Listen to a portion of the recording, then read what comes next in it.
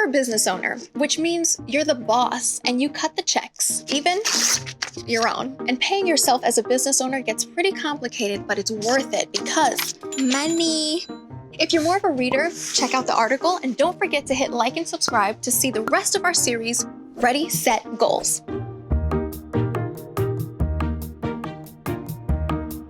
There are two ways to pay yourself: salary or draw.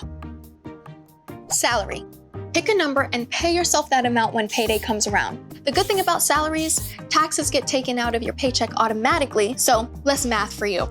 And the not so good, adjusting your salary and following CRA guidelines. Your other option is to take an owner's draw. This means you take money out of the business whenever you need it. The good, it's flexible. If business is booming, you can pay yourself more, and if it's not, pay yourself less. The bad, it reduces a business's equity, which is how much of a business you own. And less equity means less money to spend in the future. Those are the two options.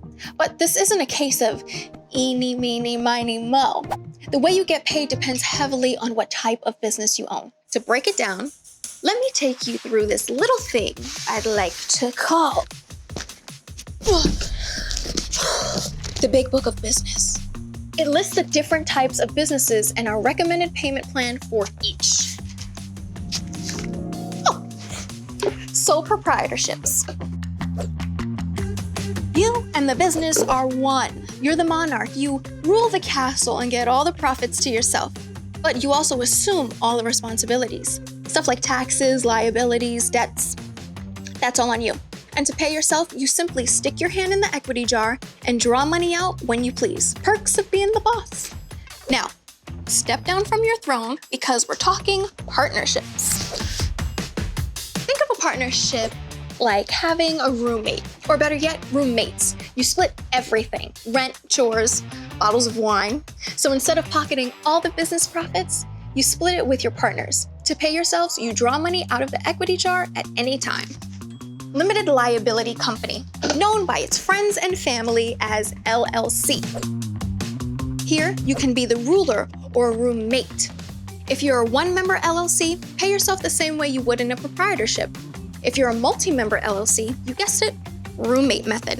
The big difference of an LLC is the limited liability part, which means that you are separate from your business.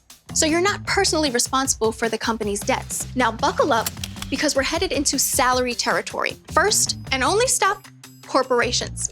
There are two types of corporations: a C Corp and an S Corp. Corporations are separate entities from their owners, so the owners get treated as employees of the business and receive salaries. In a C Corp, you get paid a salary plus a share of the company's profits. And in an S Corp, you can take part of your pay as a distribution, which just means you don't have to pay taxes on it. There you have it. The types of businesses and the best way to pay yourself in each. Now you're probably asking, but how much? The truth is, I can't give you an exact number. Your compensation as a business owner isn't set in stone. It might just depend on how well your business is doing. Someone once said, you should only pay yourself from profits, not overall revenue. That was me, just now.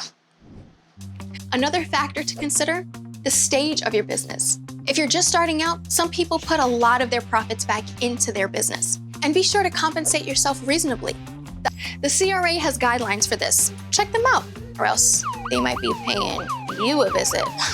Lastly, you have bills: your rent, your Wi-Fi, your monthly bagel subscription box. Make sure you're taking enough home to cover the essentials.